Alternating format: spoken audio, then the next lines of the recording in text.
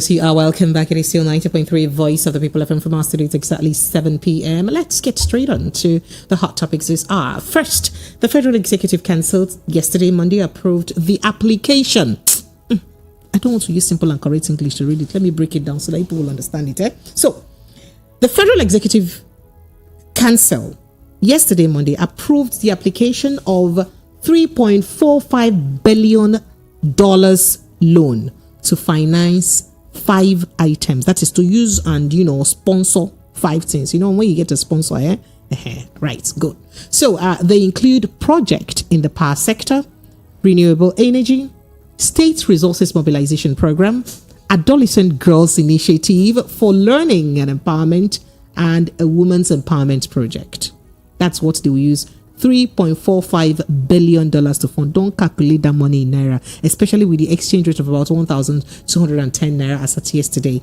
Your calculator will malfunction, I can assure you. So the Minister of Finance and Coordinating Minister of Economy, Wale Edun, told State House correspondents that the federal government would proceed to receive the $3.5 billion zero interest loan payable within 40 years. With a 10-year moratorium, meaning payment will begin from 2033. After this government don't long pack their load, go. The other person in 2033, Onigbese will be his name. So Edo explained today yesterday at the Federal Executive Council that I presented 5 memos which were gracefully approved so courteously. By the council. They had to do with the concessional and in many cases zero interest financing by the World Bank and the International Development Association, which is the very concessional financing arm. It went on and on and on, but let me not bore you with the story. With me in the studio is Professor Joseph Abugo. You see the way I'm calling the name. That's exactly how he sounds. Prof, you're welcome. That's Mr. Darlington's teacher, by the way. Good evening, sir, and welcome. Really? So finally I have you. I was able to capture you. Thank you. I'm glad I caught you with my charm. I'm glad to be here too. So you fell for my charm? Yes. You're welcome. Thank you. Good to be with you. So we're embarking on another long journey of loan again. This time around about $3.45 billion, not naira, dollars. With the present exchange rate and with lament, and then the items that we're funding this budget with, do we say it is really necessary? Oh, let me not preempt you. I'd like you to have your say. A lot has been said by financial analysts and economists as to whether borrowing is desirable for an economy like ours.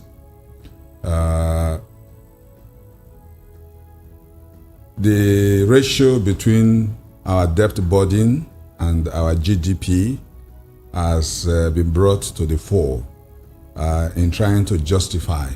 Oh, as at last year was at 96.3%. Exactly.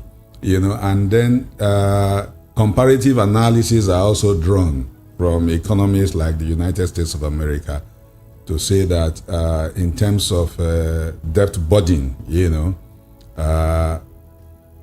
we are not that heavenly laden.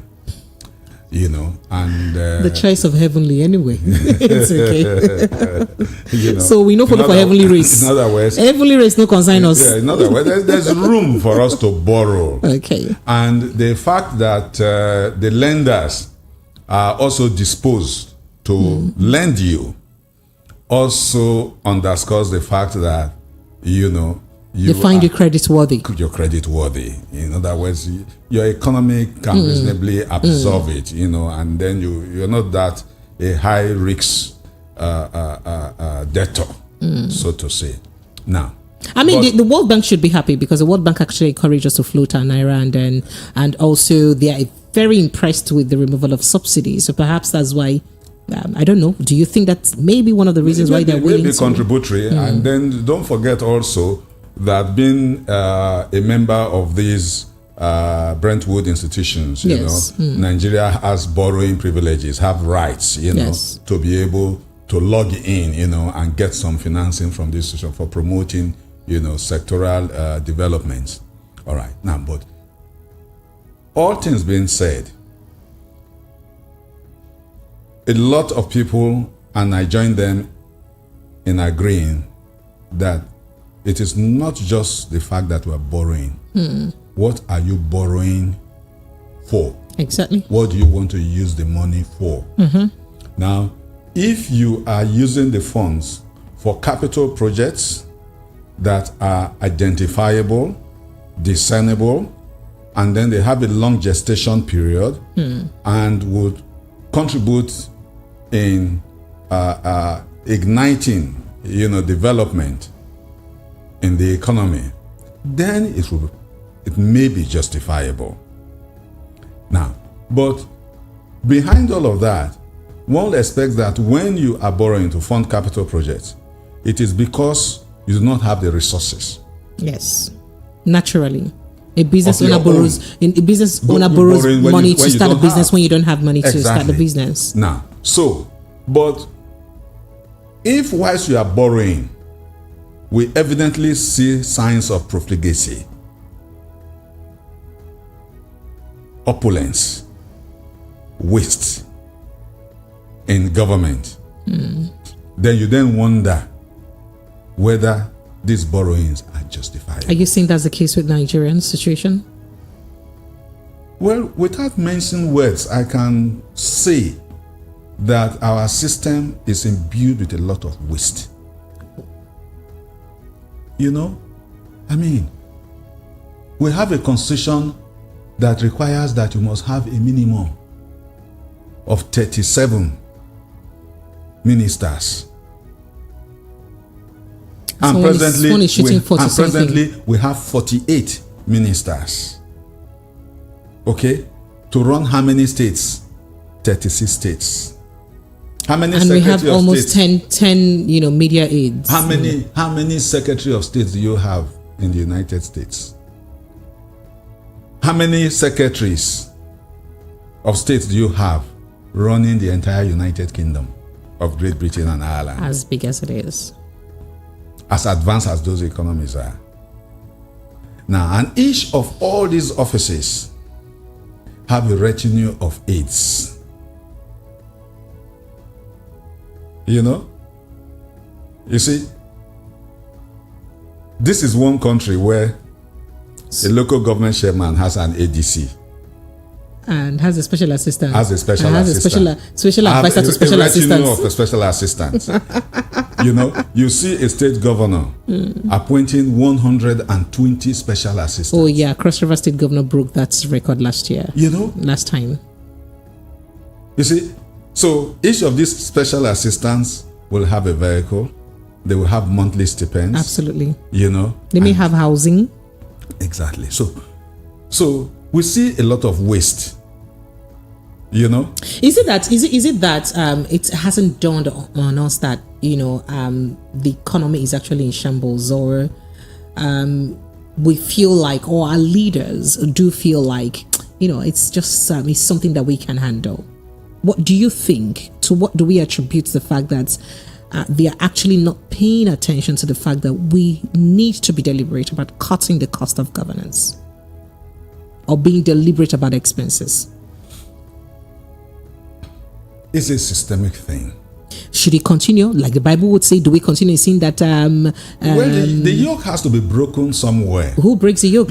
I was exchanging views with a commissioner friend, in one of these states. And he said, look, this thing is systemic. Yes. If you appoint me a commissioner today, every member of my community will be happy. They will celebrate you. They will celebrate me. That you have been appointed to serve. Yes. But they will celebrate you. They will celebrate Why me. do they celebrate you? And that celebration is a Greek gift. The celebration hypes me. The celebration tells me that I have responsibilities towards them.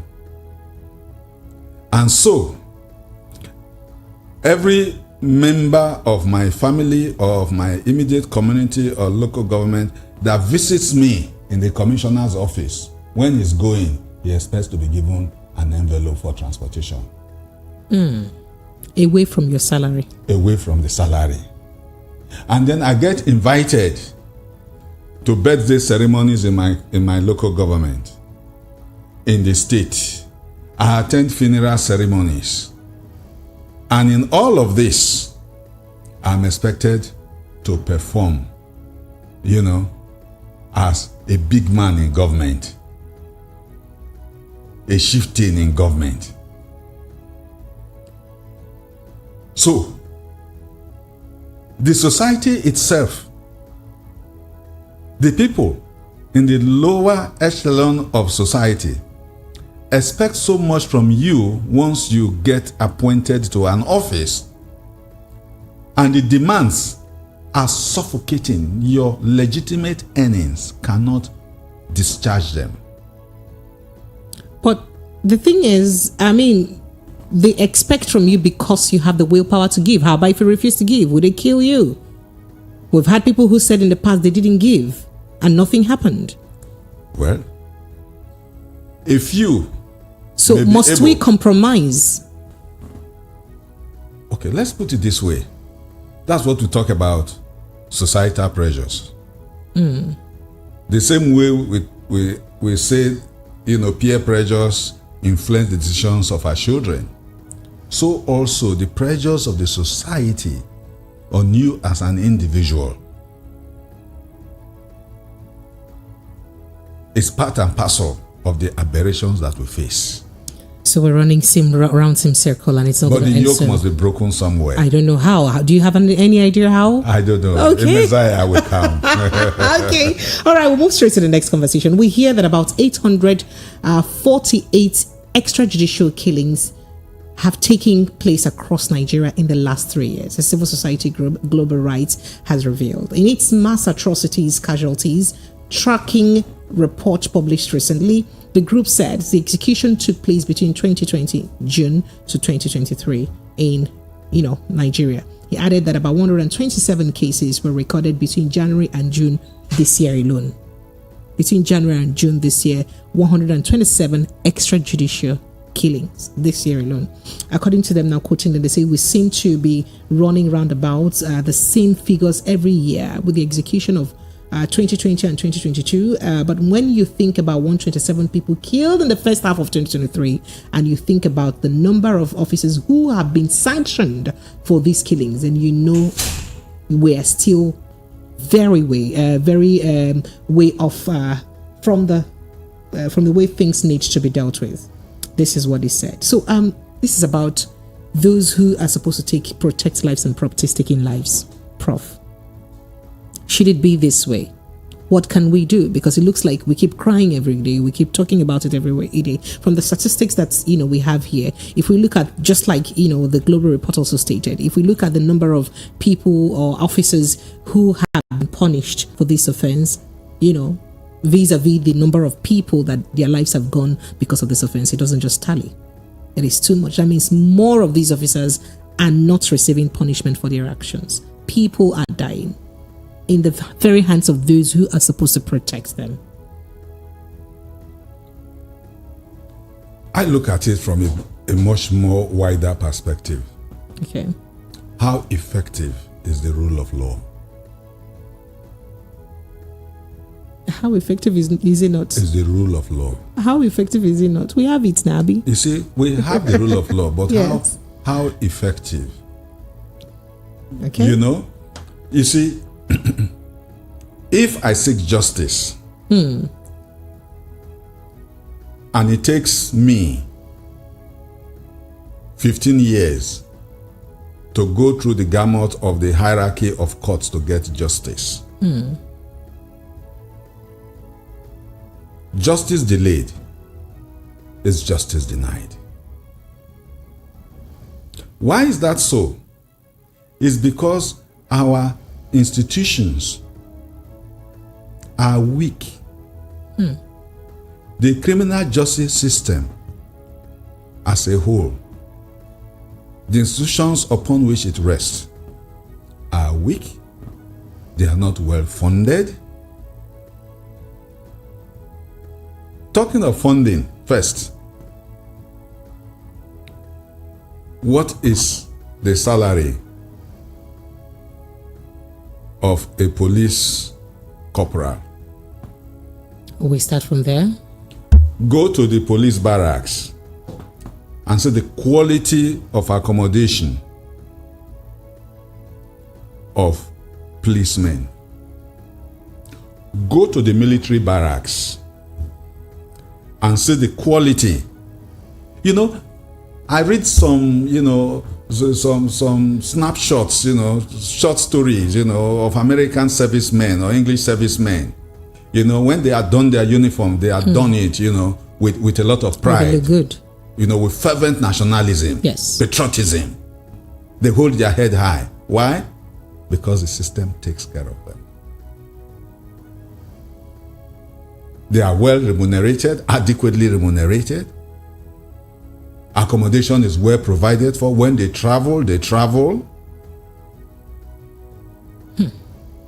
If they have to improve themselves educationally, there are opportunities available. So in that case, do we now need a total overhaul or reform of the entire systems in Nigeria? Because the disparity, if you marry this with the disparity between a common, I don't want to say common, a councillor's salary to that of, you just begin to imagine. Exactly. So maybe perhaps that's why everyone is rushing to be a politician. There are councillors that are earning more than professors. Are you serious? Oh, yes. So when you say, law enforcement agents are involved in extrajudicial killings and all of that. First, that officer has the system catered for him. If the system has catered for him, then the system can hold him responsible. What are the rules of discipline? You know how it is even in your home, if you can't provide for your children, how it is to discipline them. A hungry man is an angry man. Exactly. Nobody obeys you. So if you have a police force or a military where they use their own money to buy boots, just look around and see how many policemen you see using uniform boots. So that's because they buy it themselves. So talking about this, and that means it looks like we're not going to be able to do away with insecurity anytime soon, because it doesn't look like all of these problems would get resolved anytime soon. What do we do? Anytime soon, I doubt. So these same people buying vehicles of 160, 130 million naira are the ones who should make these reforms and ensure that these people are properly remunerated. But are they aware that they should do that? So it is not just enough to say that, the truth of it is that you must give kudos to the policemen and, members of the armed forces. Because the conditions under which they work, look, during the civil war in Liberia, at the tail end of the civil war, I had the opportunity to visit that country on a business trip. And for the first time, I saw how helpless you can be on a lonely road with just somebody standing on the roadside with a gun. Only you. Just and a man only with a gun. You and your car. And a man with a gun. And a man with a gun standing on the roadside. You are so helpless.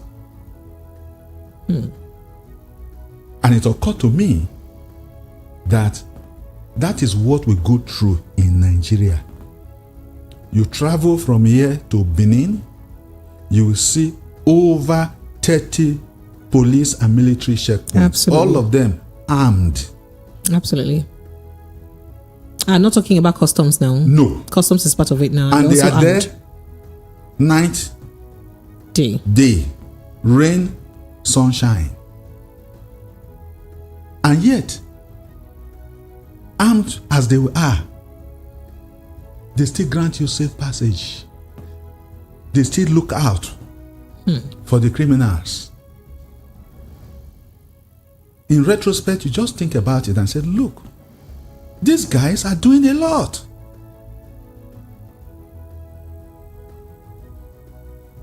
Does the system take care of them? Absolutely no.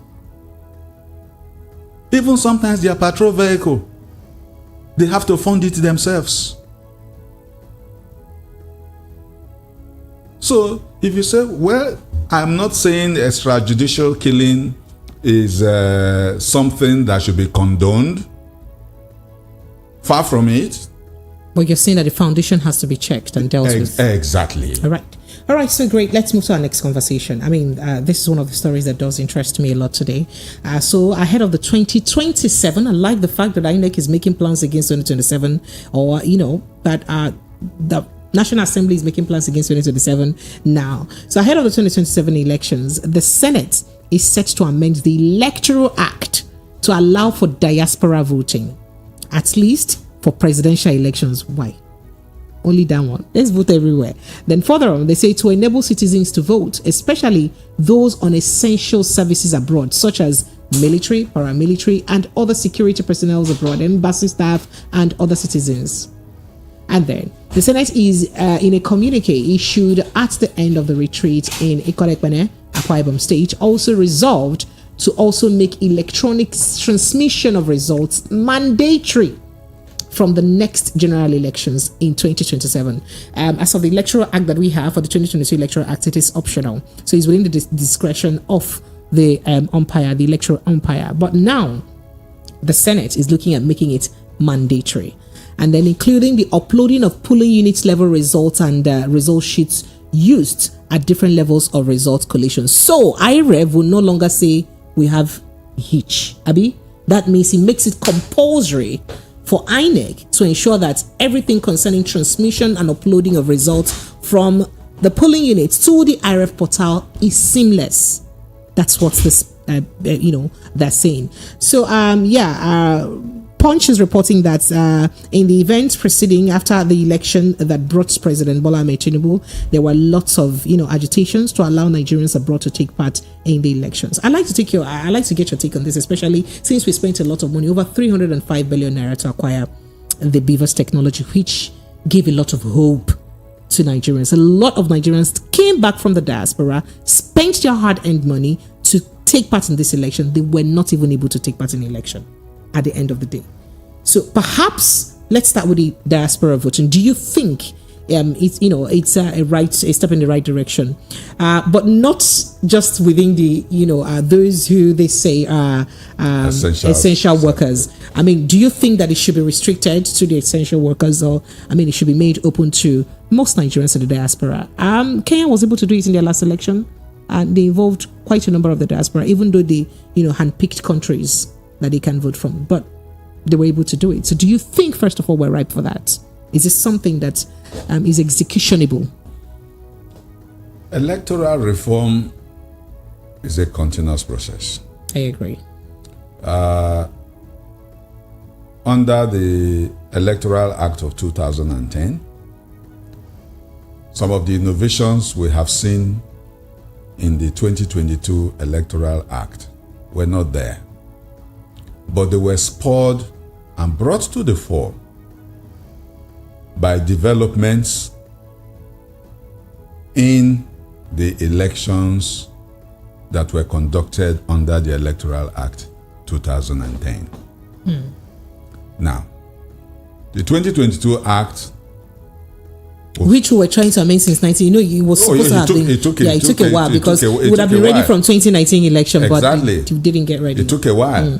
Now, we are implementing it.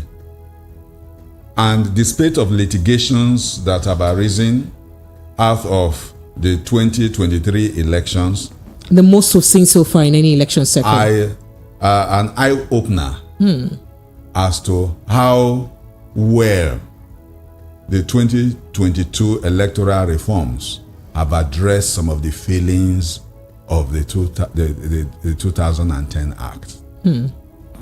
I'm sure INEC too recognizes, it's in the media, the commission has held retreats, with key stakeholders, including its state officers, to say, look, We've conducted the presidential and National Assembly elections. We've conducted some, gubernatorial elections. Now, what are the pitfalls? Where have we failed? Where can we address administratively some of our shortcomings? And in areas where beyond administrative remedies, we'll need some statutory backing to be able to improve. Let's identify them. The ones that require statutory backing, we'll take those to the National Assembly. So you see now that the National Assembly wants to hold public sessions and stakeholder sessions in addressing things like transmission. You know, a common factor that have surfaced in all the election petitions are issues of, what is recorded in the BVAS machines, what is transmitted to the IREV, what is the status of the IREV, the data that the IREV contains, what is the relationship with that of the BVAS, is it superior to the BVAS or is the BVAS superior? You understand? Absolutely, yes. Okay. And then issues of, election took place at a particular polling unit. They were trying to transmit the result. The thing didn't go. There was no network. And so the hard copy had to be taken to the World Coalition. But they were even sent us. Remember what happened in Ekiti State the last election? Yeah. People volunteered. Don't worry, we'll give you network. We'll give you hotspots. Exactly. So how about if you have people who volunteer that way of course, in different centers? The important thing is that they have internet. So all those issues about transmission, some of them will require statutory intervention. For example, if the Senate now says, look, it is now mandatory, let us conduct electronic voting. See, because what we're still doing is manual voting. We're not doing it's manual, yes. But why can't we do electronics though, since we already have this BVAS? We have them knock at our doors, progressively, progressively. Because I think that would cut down on violence, I agree with you, yes. It will. It doesn't make sense to me that we have thousands or hundreds of people die every election cycle because we have to conduct election. True. So you think that the diaspora voting thing is well, for diaspora voting, doable? When we get to the point where we say that Nigerians in diaspora should vote, it requires quite a number of things. Okay. Now, quite a number of the people in diaspora, I dare say, are illegal immigrants that are not well documented by even the Nigerian embassy in the countries where they are. So it may not be easy to include them. And you see, there must be some legitimate basis. There must be documentation. Okay, as to who is where. So do you think we can actually pull all that processes between now and 2027 if they pass this bill, if they follow up and go through the amendments? Just like you mentioned in Kenya, they started selectively. Yes, they did start selectively. Selectively to say, yes. Look, so maybe we can start like as been put out by the National Assembly. Maybe diplomatic staff. Persons outside this country on essential duties, essential duties,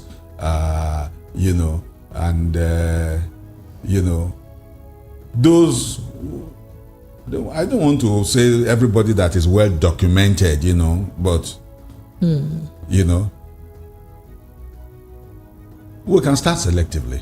Okay, so another big question would be, do you see the 10th National Assembly having, I don't want to say the gods, the mind to pull through this amendment, understanding that it looks like, the politicians themselves are the most beneficiary of the system the way it is right now?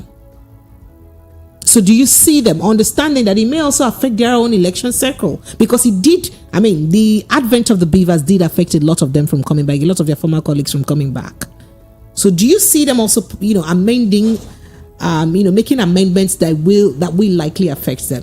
Part of the problem we have with the electoral system and the root is actually in the Constitution as well, is the fact that we have a system where presidential elections, National Assembly elections must hold at the same time. Can't that be amended? It can. Because it looks too much. In fact, the only reason why you have staggered off-season gubernatorial elections now is only because of the intervention litigations. So in those cases where somebody, has served 2 years, 3 years before his election is voided, then the new person starts a different term. So it doesn't end its term with those who had who started. Hence you now have some off-season elections. But experience tells all of us that when these elections are staggered, the Independent National Electoral Commission has the opportunity of focusing. I agree. I feel like a lot of people had more hope in INEC when they saw the outcome of the Anambra State, Ekiti State, and Ondo State elections. Yes, and so they had hope. Even Edo State. Yes, they had hope that, okay, looks like INEC, but then became disappointed, when that election was handled. So that looks like a doable thing. But again, do you think that the 10th National Assembly, led by Senator Godswill Akpabio, would be able to pull through that amendment? Let me just say of electronic transmission and making it mandatory to transmit spontaneously, real time. Let me just say that it is too early to preempt, to be able to judge their vitality. But it's not early. They've done 4 months already, and you already see some body languages with people saying that, you pass bills without recourse to the House, and getting full to a third of the House. You saw that argument with Ndumi and the rest of them the other day. The biggest problem that the National Assembly, the 10th Assembly, can take on, that will give somebody like me, the capacity to say that they have, some vitality, some firepower, is constitutional reform. They are trying small. They want to. They are gathering the momentum. See, that's why I say it's too early. Let's watch. They are gathering the mind too. That one, you need to build your mind. Yeah, you build your capacity. Because there's a lot of decentralization that is required in this country. And the more we decentralize, the lesser the focus on the center. The catalyst for development will then be at the subunits. That way, we're going to make faster progress. So I await the National Assembly that will have the guts to say, you know what? We need to decentralize. We need to reconfigure the structure of power in this country. Okay, all right, let's go. Let's move on. Lagos, this is still 90.3 Voice of the People FM. I think we're due for a quick break. When we come back, we continue with this conversation. I've had Professor Joseph Abugo in the house. Professor Joseph is a professor of commercial law, University of Lagos. Hey, I got it right. Hey, I sabi something well. All right, he's Mr. Darlington's lawyer. Did I say lawyer? Mr. Darlington's lecturer, by the way. We take a quick break. When we come back, we continue with some more conversation. I just to let you in on the fact that federal government to review the PIA implementation in December. That's a big discussion, and we'll have to look at that when we come back. Plus, corrupt judiciary cultists should not destroy Nigeria by legitimizing identity fraudsters, credited to the Labour Party's presidential candidate, Peter Obi, as he wants. We'll be right back after this break. Stay with us.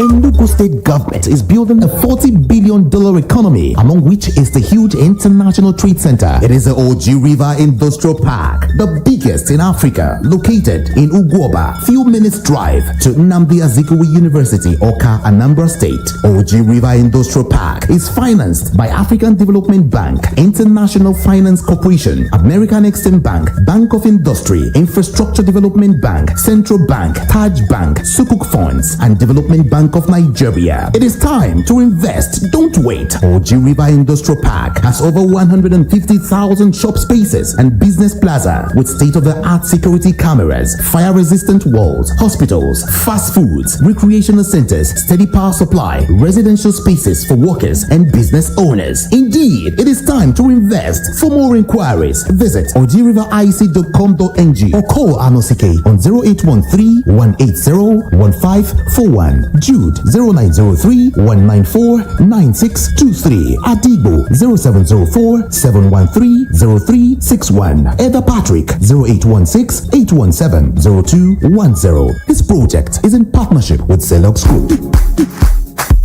Listen to hot critical analysis and top trending topics of the day. Join Precious, Monday to Friday, 7 to 9 p.m. on The Evening.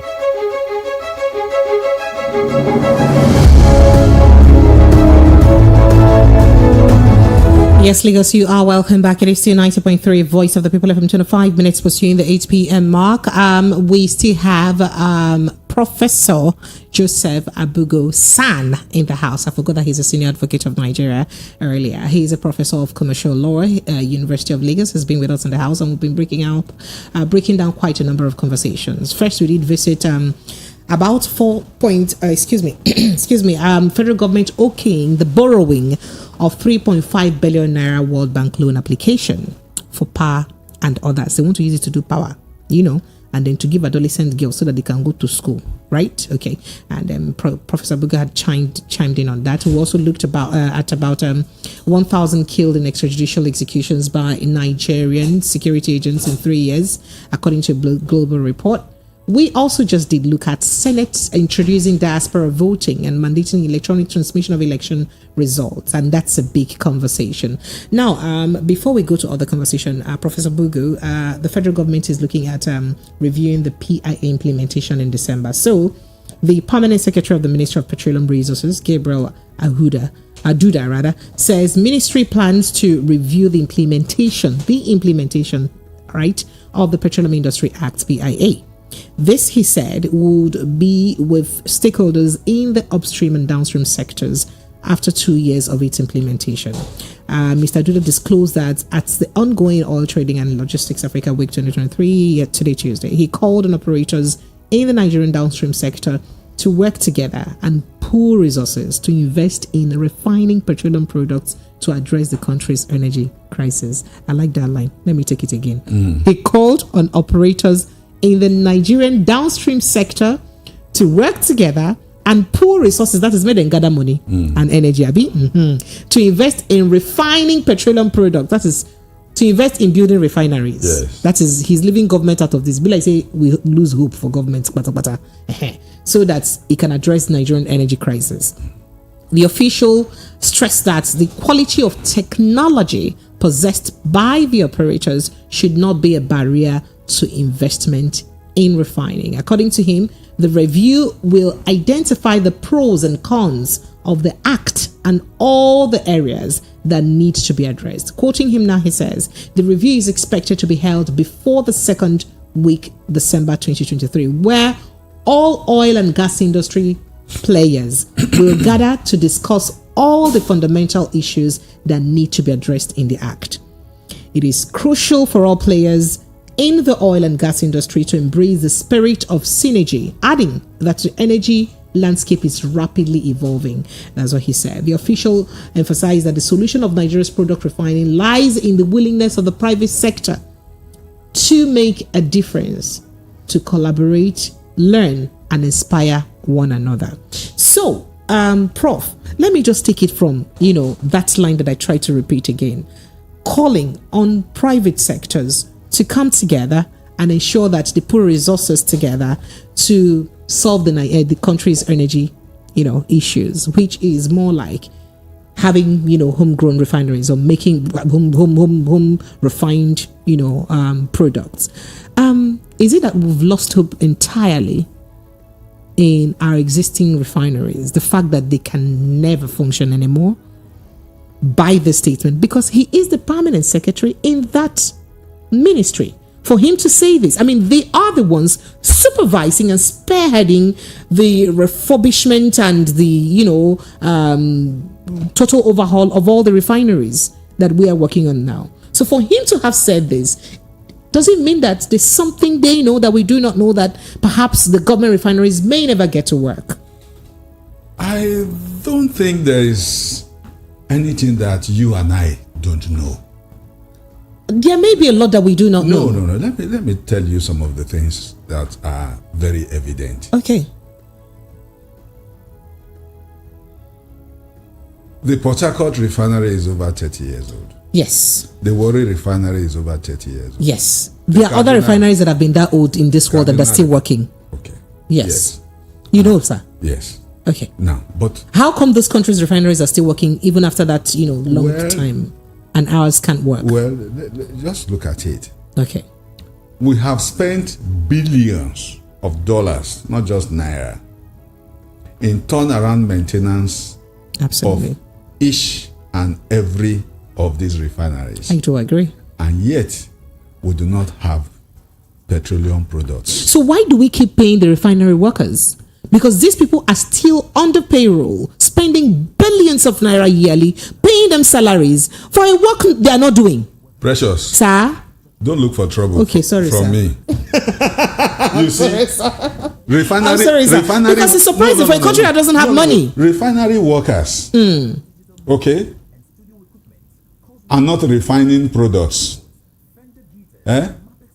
Do we apply no work, no pay rule to them? Why did they apply no work, no rule to you? To you, the lecturer.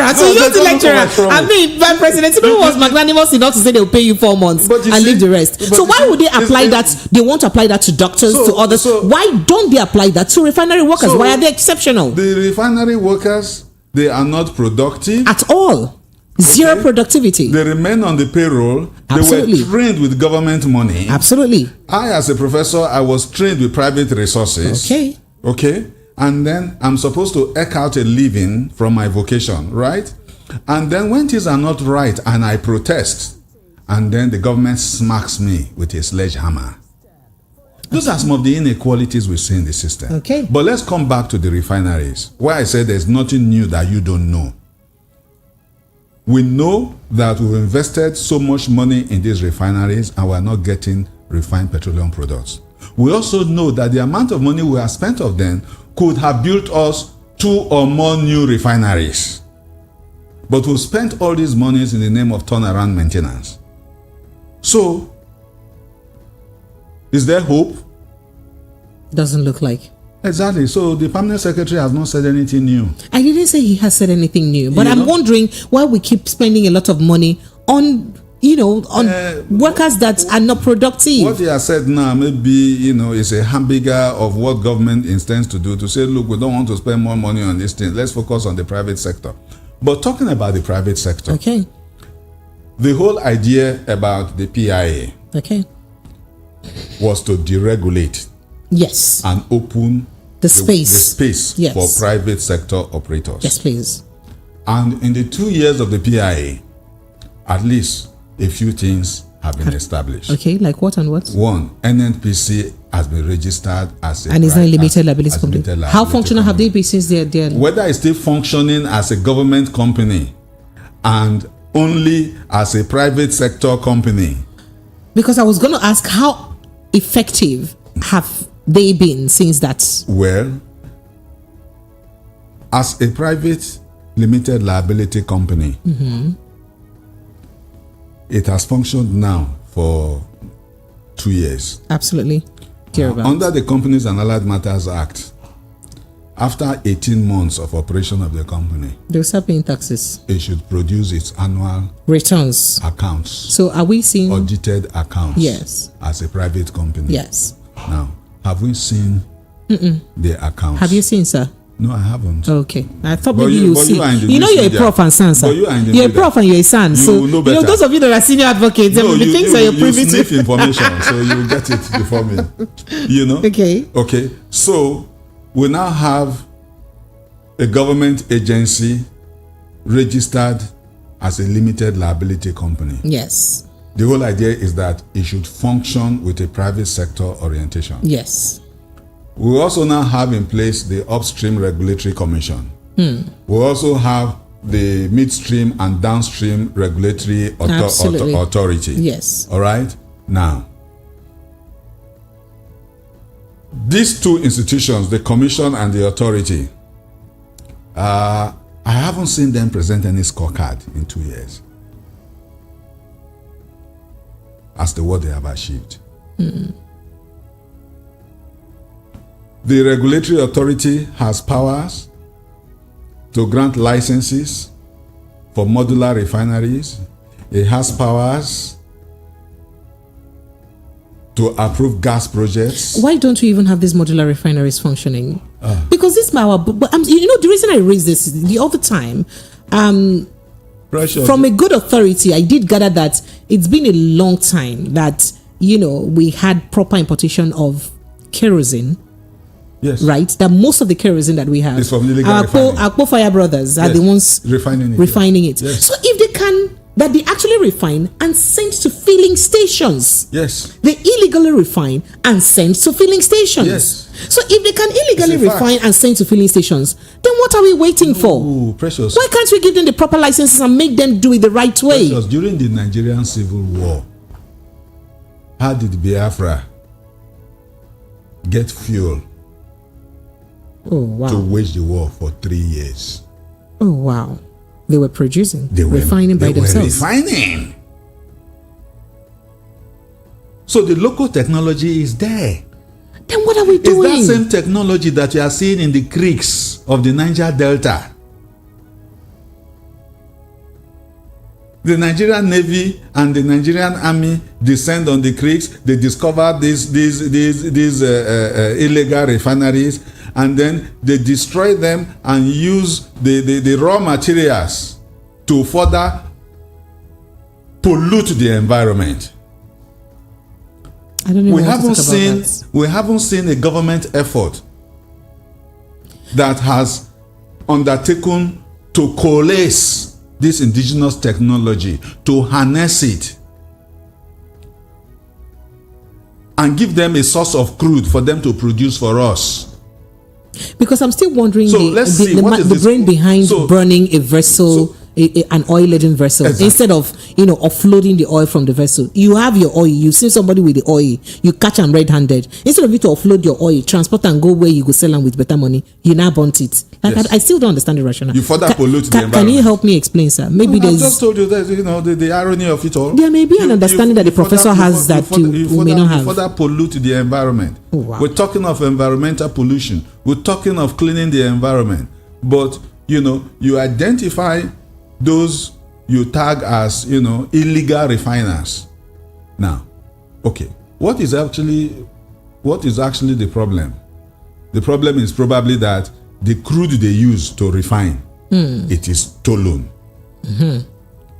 They are stolen from vessels that are laden, legitimately, or from pipes that have been punctured. Yes, were punctured. Right? Okay. Now, why don't we solve that problem and give them legally? Exactly. Set up farms for them. And let them have the proper channel of let them have a proper channel waste management, so that they don't pollute the environment. Of receiving crude. Yes, and disposing their waste too. Tank farms for them from where they get their supply. But I thought that was the whole idea of the PIB and the PIAB. Well, that's why I said let's see the scorecard of both the Upstream Regulatory Commission and the Midstream and Downstream Regulatory Authority. What have they done? Why are we still importing? I mean, at least maybe 2 years is not enough to complete a refinery, but let us have a scorecard. What have they? You are aware that fuel price has increased again, right? Yes, it is. I buy. Okay. Because we know the ripple effect this does have in every single good that you buy in Nigeria. Yes. And Nigerians can't, I'm sorry, but Nigerians are finding it very difficult to survive under the present circumstance. It is. And we know that fuel is one of the major reasons why. We know that dollar has its own problem. Yes. But we know that fuel again is another reason why Nigerians, the two things just came at the same time. Oh, yes. And it's really, really crippling a lot of Nigerian homes. If the dollar is now 1,210 naira and we are not refining petrol kerosene, diesel here. They have to be imported. So why can't, as a matter of urgency, somebody has to use naira to buy the dollar, right? So as a matter of urgency, why can't government actually do something about these modular refineries to see how they can begin to produce locally, especially to some of these areas where it's difficult to actually, because of bad roads, move tankers to. Yeah. So that at least they can, process and deliver to their immediate environment. We have the indigenous technology. Why are we not harnessing it? It doesn't have to be large scale. And the region or area where this so-called illegal refining is going on is well defined. We set up export processing zones, and we give them, tax rebates, and give them some leverage of government protection and everything so that they can produce for export. Now, why can't we designate, these areas where these illegal modular refineries are going on? Why can't we dedicate them sectorally? Give them a name. Give them tank farms. Give them source of crude supply. And monitor what comes out. I like to ask, do you think that our leaders or those involved actually have this idea? Do they know about it, or maybe their special advisors and special assistants to the advisors are not fully aware? But this thing is in the public domain. Why do you think they're not working on these? I actually don't know. They say that when you are in government, you see things differently. Oh, and you forget what people are going through? Yeah.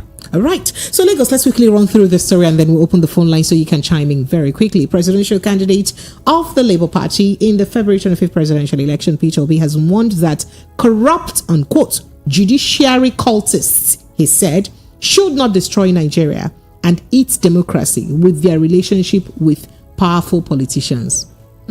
Mr. Obi made the comment today, Tuesday, through his Twitter account as part of his continued efforts Twitter X account, forgive me, as part of his efforts to continue to legally and politically urge the upturning of the results of the additional election, insisting on a yet to be proven assertion that he is the rightful winner of the election. Yet to be proven. Yeah, that's what the report says. In a strongly worded statement, the former Anambra State governor reiterated that political leaders should not ostentatiously enjoy titles that they have no honor to support it with. He said that in situations where there is public doubt as the authenticity of claims made by political leaders, it is the judiciary's role, when called upon, to uphold the honor of the titles through transparent rulings. Only through such judicial interventions can the public be protected from the tyranny of dubious and duplicitous characters and identity fraudsters. So he said, that's quoting him. Still quoting him now, he did say, in such situations, the judiciary has a bounding duty to protect society's value system. That is one of the obligations of an impartial judiciary in a democracy. However, when the fairness of the judiciary is not assured and the transparency of judiciary operatives is uncertain, the rule of law will come under severe threat. Once ordinary people lose faith in the fairness of the judiciary, the rule of law is threatened. Quoting him now, he did say, with it, faith in democracy comes under threat as well. A society is endangered when the rule of the powerful, and the rule of the rich and the mighty replaces the rule of law. Quoting that again, he said, the faith of democracy comes under threat as well. A society is endangered when the rule of the powerful and the rule of the rich and the mighty replaces the rule of law.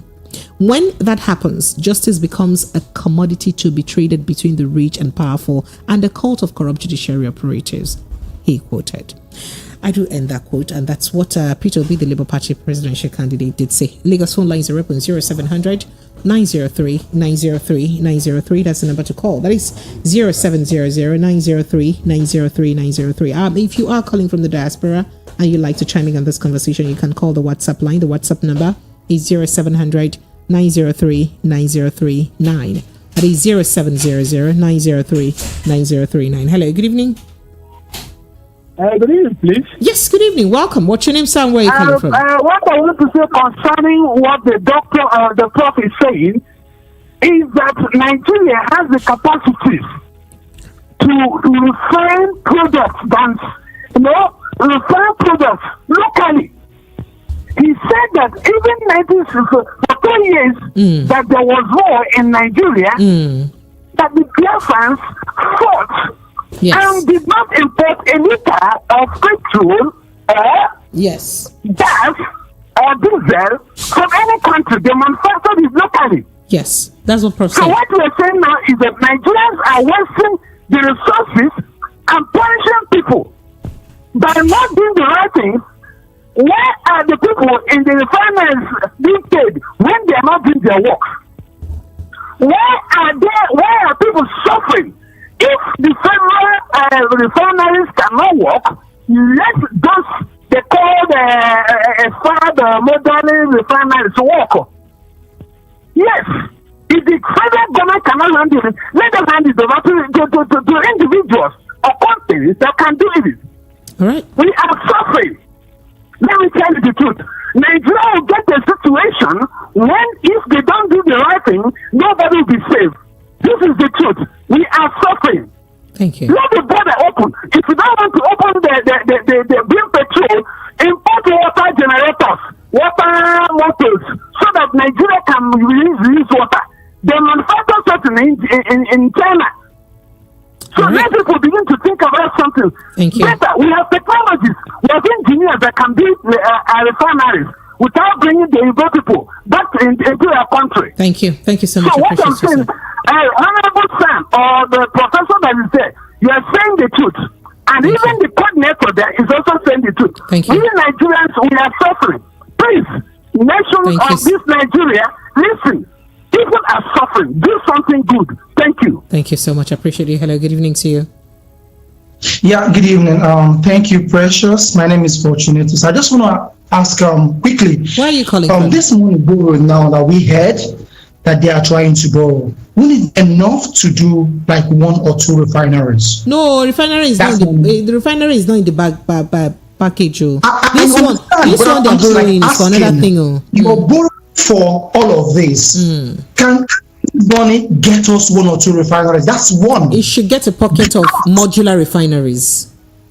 $3.45 billion should get a pocket of modular refineries. Something $3 trillion get us a refinery of any sort, so that we can refine locally. It should be able to, depending on the capacity. Prof, am I correct? Yes. All right. Is $1 and this issue of absence of refinery. All right. Thank you. We can't keep exporting our crude and importing our crude.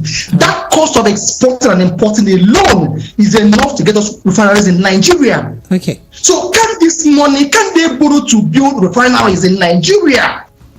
The next thing I want to ask also is, I had one of the things they want to use the money to do. The top item was about whether it's girl child or female, whatever. What exactly do they want to do about that? It's not defined. It needs to be like detail further. Thank you. Okay. You know, all right. you know, we don't have to borrow money to set up these refineries. All we just need is for government to declare a state of emergency on the production of petroleum products. Create a defined zone for the establishment of modular refinery facilities and harness the local technology to be able to do so. When we keep looking at it, or government keeps looking at it from a mega perspective, that you need a refinery, you need this much facility, you need this much equipment and technology to do it. The local people are doing it and they are getting results. So, going by the PIA bill and modular refinery is a thing. Dangote's massive refinery is at about $19 billion. Yes. We have $3.45 billion. That should actually get us a pocket of modular refineries. Why do you think government is not thinking towards that direction? At least that could do something. It may be small, but it could be something. You know, by the time we have more of that, those who know have actually said that even if Dangote refinery comes on stream now with productive output, it will not be enough to satisfy the demand of petroleum, fuel, diesel, and kerosene in Nigeria. Will still import. So that means. So really, having these little ones will not be. They are not threats to Dangote's refinery. Then what is happening? Why are we not talking about them? Well, let's ask them. Because it's as if we're just all waiting on the Messiah Dangote's refinery to save us from the situation Certainly that we are in. That refinery is not the Messiah. Oh, wow. Interesting. All right, let me run through some WhatsApp messages because I have quite a number of them. This year did say, good evening, Precious. Was your day? Please, where is Mr. Darlington? Ima from Abule. Mr. Darlington did not come today. He doesn't come today. And this says, Senate is making plans for electronic transmission of results to be mandatory. And are we sure people will come out and vote since our votes don't count in didn't count in 2023 election? And why the DSS, why are they afraid to arrest someone like MC Olomo after threatening electorates during presidential election and governorship election? But they were able to arrest this Ndibo when he said, if you are not voting for APC, you should go. But somebody else said something close to that. They didn't arrest him. That's the question the person asked. But let me go back to the phone lines. Hello, good evening. Hello, good evening. How are you doing today? My name is Faulkner, calling from New York. Faulkner from New York. Welcome. Yes. So just what Prof said. He actually said well. But they are just the fact that there are issues with how things are being run in Nigeria. And the first section is that why are you keeping a refinery open when there's nothing being produced over there? It should have been already shut a long time ago. Because if you don't produce something, why are people still getting paid? That's number one. And number two is that there are other countries where they buy refineries outside, where we can easily ship all those crudes over there and refine over there, and Nigeria can still make money. And number three, price gouging has always been one of the major problems in Nigeria. Like what President mentioned is that if the law is not effective, how can you hold things accountable? Most of the problems that we are having right now, everything can be traced back to price gouging. And in Western world, price gouging is something that it's very serious, that it can easily affect economy, whether you like it or not. That's my own contribution. All right. Thank you so much. I appreciate you. Hello. Good evening. Hello. Hello. Are you there? Good evening. Yes. Good evening. Hello. I think I lost you. All right. I run through some more WhatsApp messages very quickly. This here, it says, Adigboyega just says, your guest said, does the system care for public army etc.? That is police, army, etc. I think the right question is, does the system care for every Nigerian? Because it doesn't seem to care for everyone. Because right now, 97% of Nigerians are a category of the poorest of the poor. Yes or no? He's asking. And then he says, Precious, the voice that I am hearing must be of that of Professor of Law Unilag, Professor Bugun Abi. Yes, he's the one, because I hooked up later. Yes, he is. Please salute Prof for me, especially. I know him. He's a wonderful man. Someone knows him. Thank you. All right. So he says, does the country actually care for everyone? Everyone. Well, we are all suffering from... You're not among the poorest of the poor. It's those of us that are in that category of the poorest of the poor. All right. Wosu Paul from Agoda Surulere says, Precious and Professor Joseph, I look forward to listening to programs on your radio station because the presenters are qualitative guests and you people invite the analysts topical issues affecting Nigerians and the world at large. Precious, the 10th Assembly won't have the balls. Oh, jeez. No, won't have the mind. Let's do Akbobi more like. Sorry, forgive me. Excuse my language. Won't have the mind to amend the Electoral Act, making it mandatory for election results to be transmitted electronically from the polling stations. And even if they do, I'm 100% sure that President Tinubu won't sign it into law. Abba.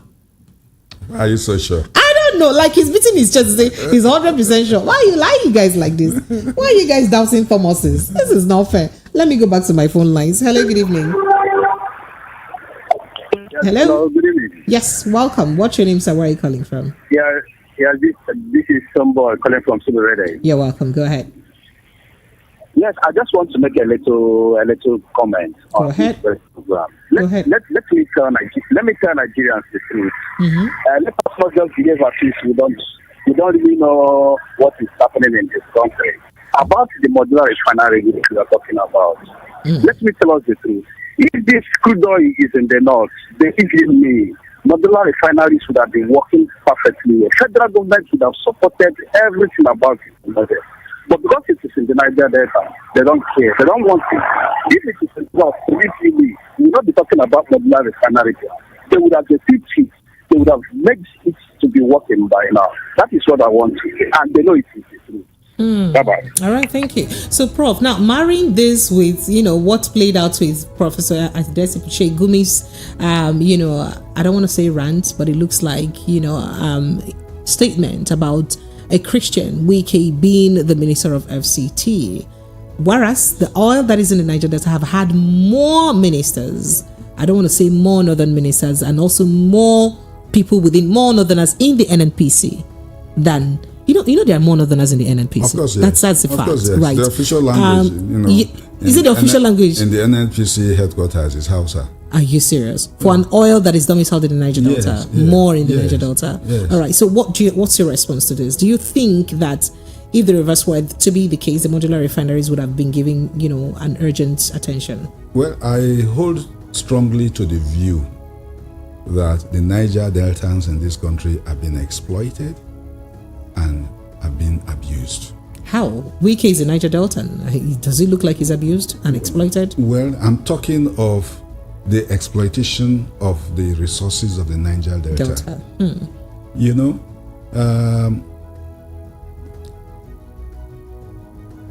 the PIA, when the PIA came on board, quite a number of us, we took it to shreds. And one of the first things we said was that the first chapter of the PIA declared the existing state of compulsory acquisition of the oil resources of the Niger Deltans. One thought the PIA was going to enthrone a regime of decentralization. And we prayed for this PIA for years. Some modicum of resource control. But the very first chapter underscored the fact that all oil mineral resources belongs to the federal government. And then it went on and installed a structure that didn't give any opportunity or representation for oil producing states. Not in the regulatory commission, not in the midstream or downstream authority. But why is it not the same with other minerals that are extracted elsewhere in the country? Because we have gold in other parts of the country. I've also had the opportunity to say something about that. All right. In fact, at the last bar conference of the Nigerian Bar Association, I made this point when the DG in the Ministry of Solid Mineral Resources made a presentation. I said, look, why is government not treating solid minerals the way they treat oil from the Niger But why is Delta? it so? Because there's a lot of money in the solid minerals. Exactly. There's a lot of money. And precious metals. Yes. So much. So when it comes to those ones, you as an individual can get a license. Oh. You can to go and mine. To go and mine. Oh, wow.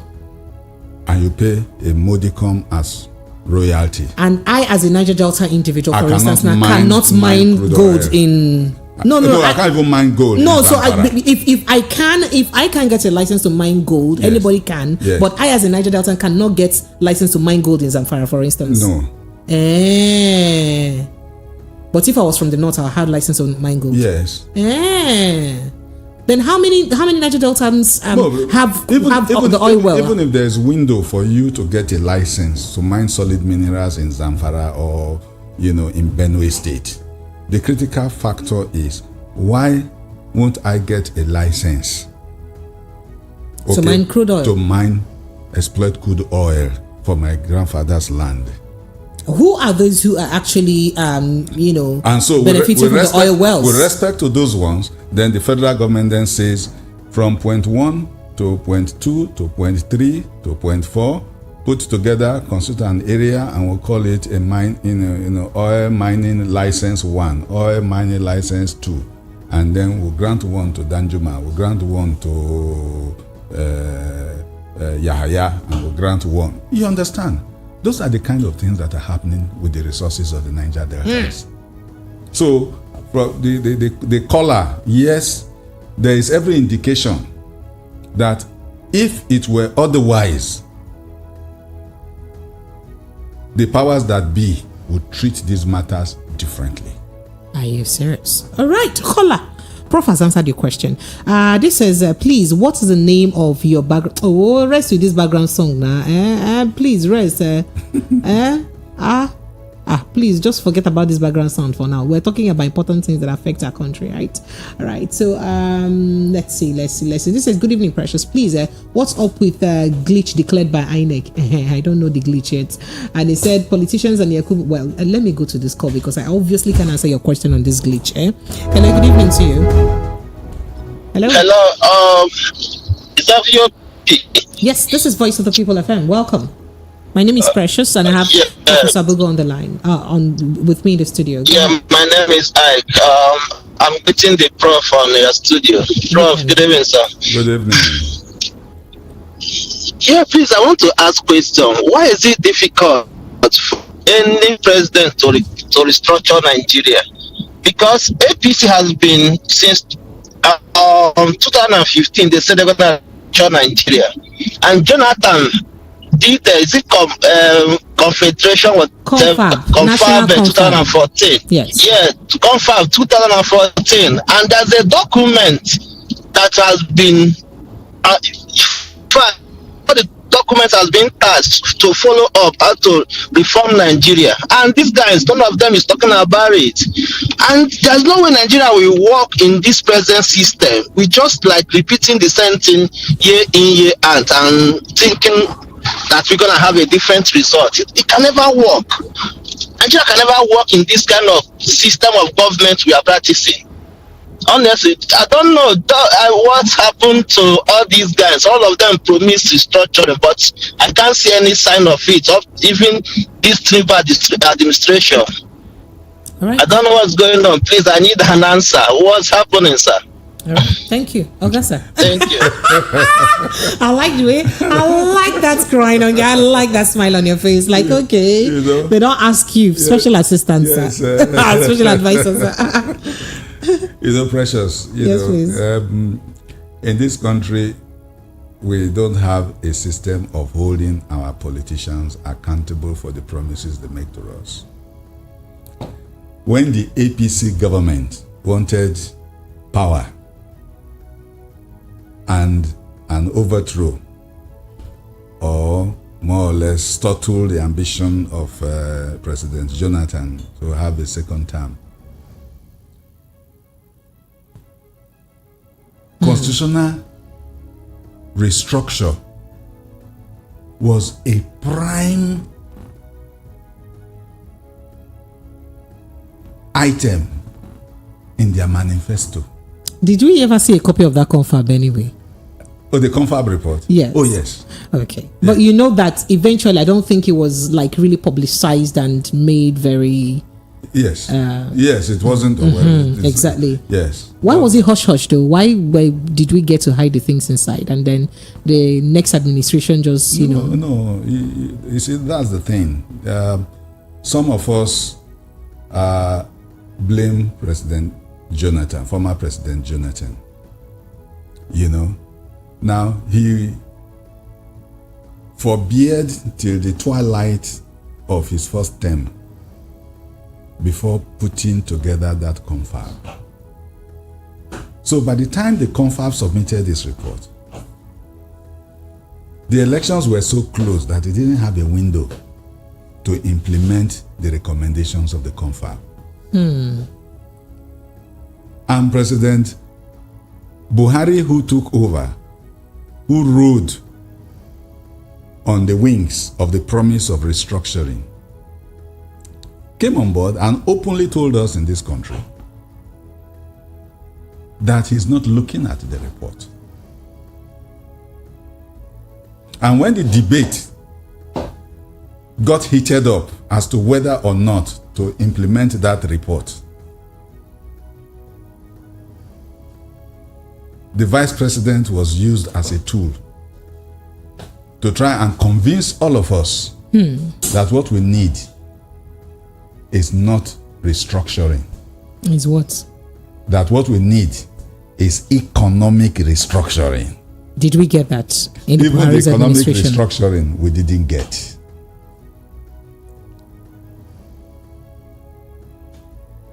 So, did we hold the Buhari administration to account for a failed manifesto promise upon which he rode to power?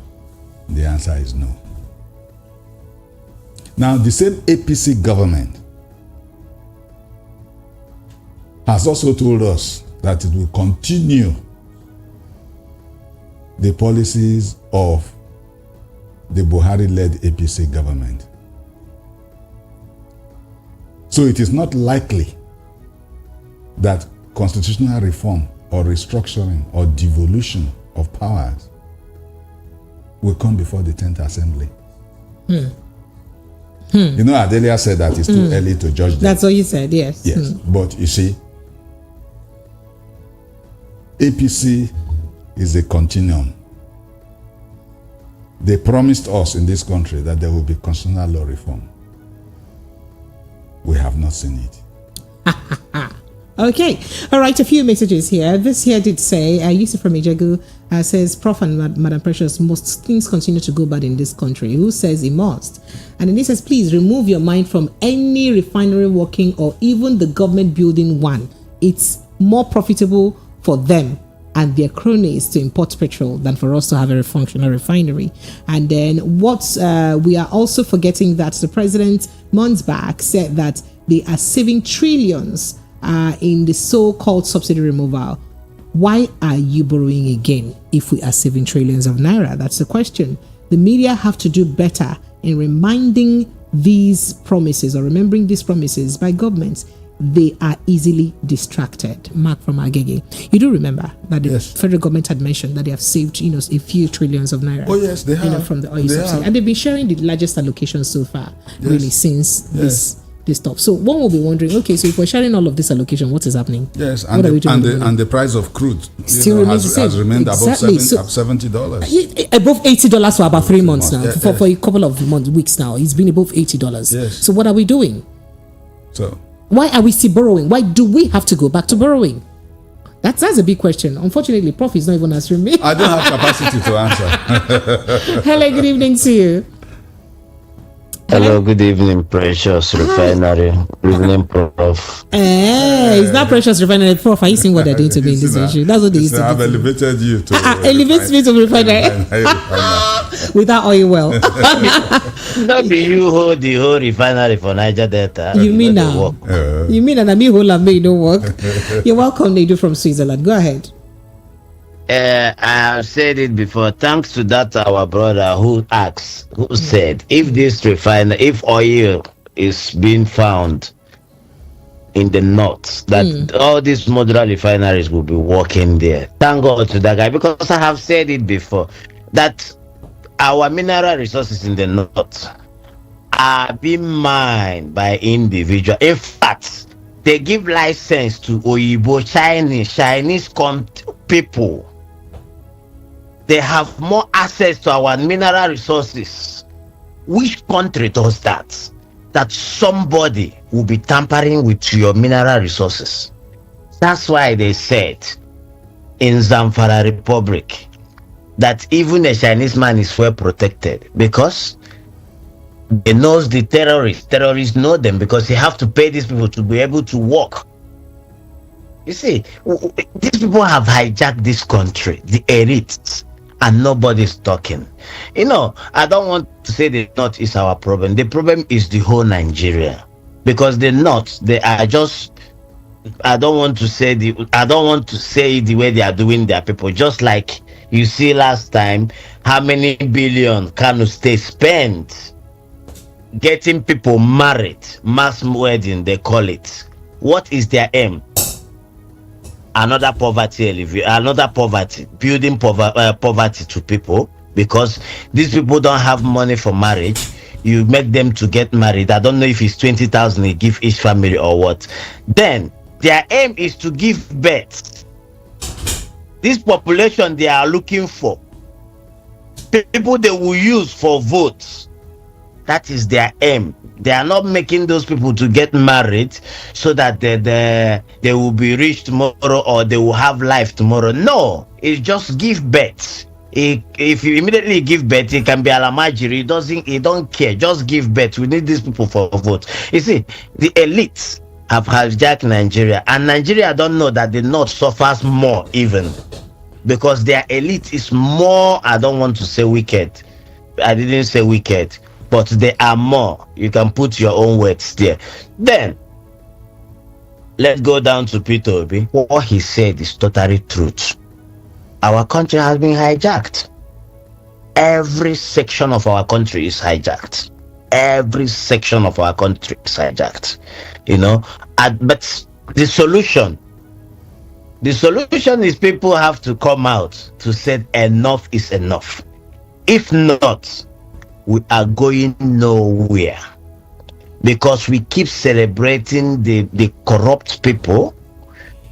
We keep celebrating the corrupt people, and I don't know how to put it. Every day I'm confused. Every day our money, naira, is jumping 100 naira to foreign exchange. Yesterday dollar was so amount. Today he had already 100 naira from what he added yesterday. How? Tomorrow they will borrow money to tell you that they want to liquidate or to make whatever they want to make. You cannot borrow money to save your currency. No. If you don't produce, you cannot make it. Insecurity halts production of food in the North. Insecurity halts a lot of production in Nigeria. Now we are dollar-based economy. We are in trouble. That is where I end my case. Right. Thank you. I appreciate you. And I have too many messages. Let me see if I can run through them very, very quickly. This says, Madam Precious, my name is Silas from Isalo. It is quite unfortunate that there is nothing like rule of law in Nigeria again, as the will of the politicians and the rich have completely replaced the rule of law in Supreme Court. Today, the judgment have completely turned to APC's defense counsels, and as a result, the only thing they are thinking of now are how to defend the indefensible by technicalities, how to turn white to black and vis-a-vis. That's what you said. That's your opinion, not mine. BOP, good evening. Your guest this evening really said it all. Now they do ourselves. Why can't the government encourage those guys instead? The main problem in Nigeria is that the government finds it difficult to encourage its people.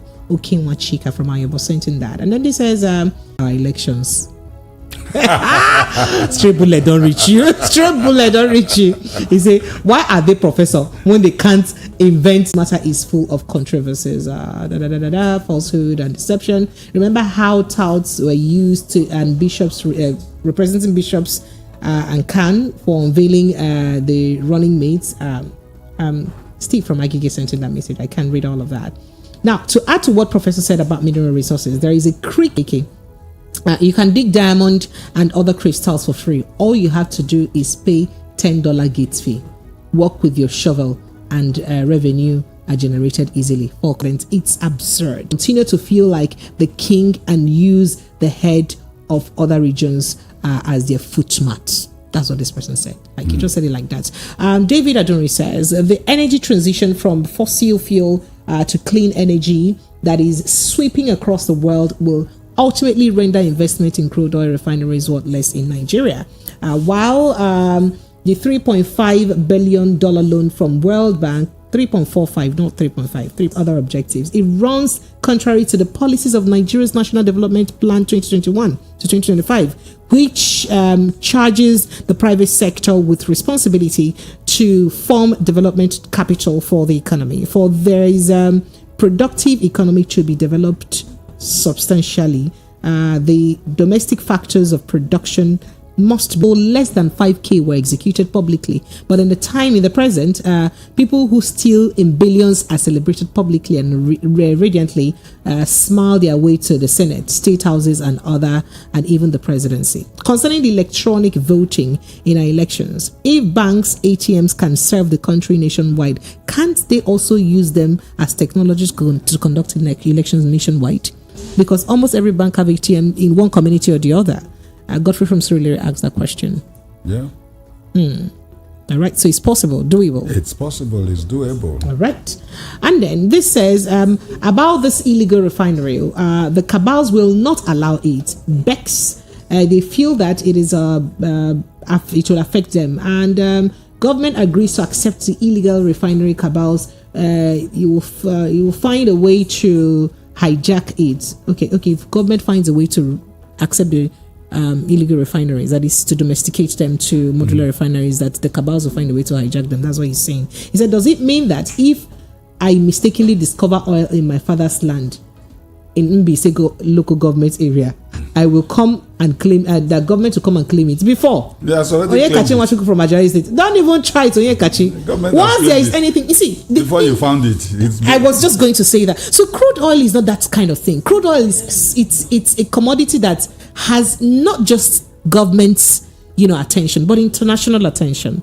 There talks more with pride as somebody who trades on crude oil. So every oil rig that is functional, oil well that is functional, is captured internationally. So they know. So if the one that is in your backyard is drilling oil, no worry. It go shock you when they name your papa oil well, say you follow for the oil, they drill oil. And government, it becomes automatically government property. And it is government's responsibility to ensure that they monitor it and, of course, give the desired attention to the international communities that monitor those bodies, so that monitor those productions too. So yes, you cannot collect oil like that from your father's land. Babiji from Oshodi says, Honorable Professor, listening to you, sir, thank you. I think I must say that you are a professor with a difference, unlike those politicians. Stop. He said that they stole their mandates from during 2023 election. Stop. He said, may God bless Ona for your concerns for suffering masses of Nigeria and for the persistence of good governance and rulership of Nigeria and affecting the poor. I appreciate you. And then this message says, reviewing the Electoral Act to allow the diaspora to vote is a welcome development. Making use of machine mandatory is also welcome. But no matter how many times you review the Electoral Act, if you put likes of the present INEC chairman, they will still circumvert the system to their benefit. That's what he said, not me. As long as you make a northern INEC chairman, stop that. Be sure that the election will be rigged.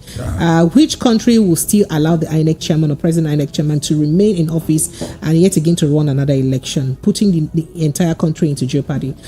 Please. So I'll have to say this. If Prof doesn't say this, but let me quickly say. See, you have good, bad and ugly people in every race, every region, tribe, every ethnicity, every religion. Character traits are not tribal, they are not ethnic, they are not racial. They are in everywhere. Let me let Prof down that. Please. No, very, very true. And we've had Southerners who had shared the National Electoral Commission. What did we see? Morrissey, who was a case study. Yes, they were not free of controversies. The end products were not free of controversies. Absolutely. The truth of it is that I can say that, you see, the concentration of elections on one singular situation is that all our action from the time of independence till now has consequence. And this is another one that is here with us. So I know we are very low before, but after this litigation, I don't know, maybe we are moving towards very low again, because diaspora legitimacy and this certificate saga is terrible. It's I don't even know how to describe it. So this is not Prof, that's what they used to do with me on this show. I don't know why they do me like this. Innocent Ekoye says, good evening, Madam Host. My great respect to your guest, Professor. You're a true son of the land. Thank you for standing on the side of the truth. So Plus Link says, war is not good, but after war lessons learned from it makes nations reliable and develop fast. What are the lessons that we have learned so far from Nigerian civil war? It's unfortunate. That's what he says. And then he says, Innocent Ekoye says, please, Professor, we need people like you to speak truth to power to the matter. We are finished. Nigeria, we said a lot, but we're not finished. We're still alive. Okay. I run a few more messages. Adeyemi Joshua says from Ikwaja, my take is APC's APC are taskmasters and model colonial masters. We shouldn't expect anything good from them. Stop. That APC, PDP, there's no difference. The same thing, please. And then he says, where are the whalers who were asking for Jonathan's head at Ojota Freedom Park, blackmailing and destroying his government for every step he took? They are the ones patting their brothers back for what they criticize Jonathan for. Who do all this kind of Steve from Agege. So you see the problem we have. Yes. We will never leave ethnicity alone. No. We will not leave that alone. No. As long as it's my brother is a problem. If it's your own brother is another problem. Exactly. Why do we do this? Borrowing money by Nigerian politicians is a very easy way of recovering the money used to rig and manipulate electoral results. Bilado from Idimo sent no atom of trust again. Okay. Gift Okoli says, I always listen to your program every evening, Precious. My dear sister, I need help. Thank you. I appreciate you. Unfortunately, I can't go through all of that message now. Good evening, Precious. My brother over there, all the contributors in this situation doesn't move this government. The only option for Nigeria is for the Supreme Court doesn't do the needful. There will be no need anymore. Quote Mr. Jude sent in that from Okota. And then Egege from Agege says, I doubt whether our judiciary, legislature and executive know what democracy is in real sense. Let someone out there tell them that they welcome us as an opportunity to satisfy themselves and their immediate families with our commonwealth. In Nigeria, each government writes from independence aimed at putting Nigeria in worse condition than they ever met it. Why are we like that? It looks like every successive government is worse than the other. That's what he's trying to say. All right. And then very quickly, this says the best contribution to the program is a man who asked of the Jonathan restructuring. I thought they say government is continuum or continuity, continuum. Why didn't Buhari continue with it? Everybody knows what restructuring is. The only way that the problem can be solved, especially the Constitution, Amobi from 7 and 8 cents in that message.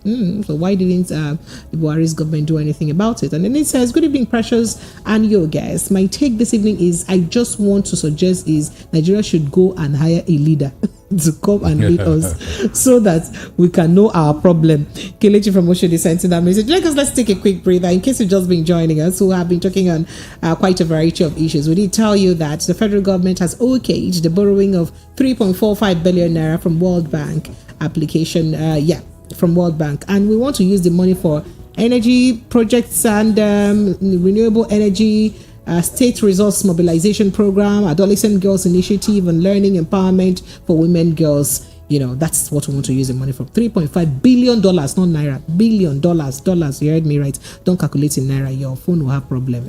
All right. And then we did tell you that about 1,000 extrajudicial killings have been recorded by a global rights report by Nigerian security agencies, and this is a very worrisome state. We also did mention Senate introducing diaspora voting, mandating electronic transmission of election results, and other reforms that they are planning to make whilst they review the Electoral Act 2022. And then we also did tell you that the federal government is to review the PIA implementation in December.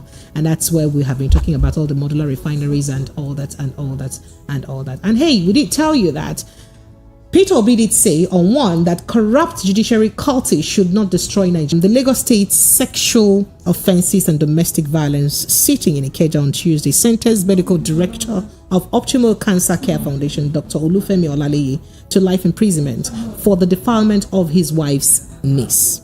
Now, a lot of people are saying, that is too harsh. Yes, he defiled a minor. Why that harsh punishment of life imprisonment? And it's a step-down conversation, so let's just break it down a little bit. Is that a bit too harsh for someone who, committed the kind of offense he committed? That's what we'll be discussing after this break. Lagos will be right back.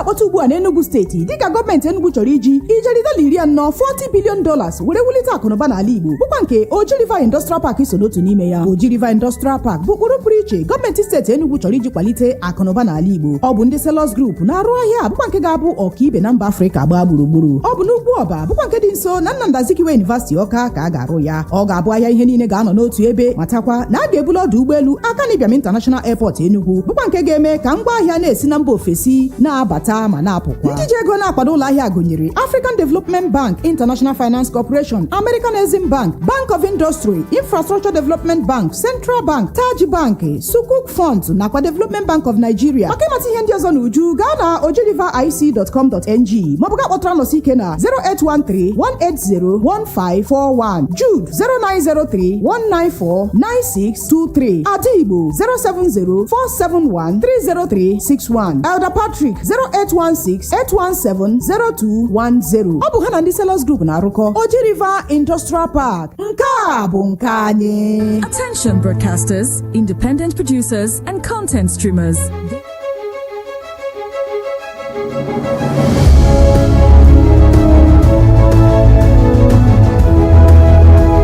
Person is up to, and then and then you begin to check yourself, was there any time I slept off? Okay, thank you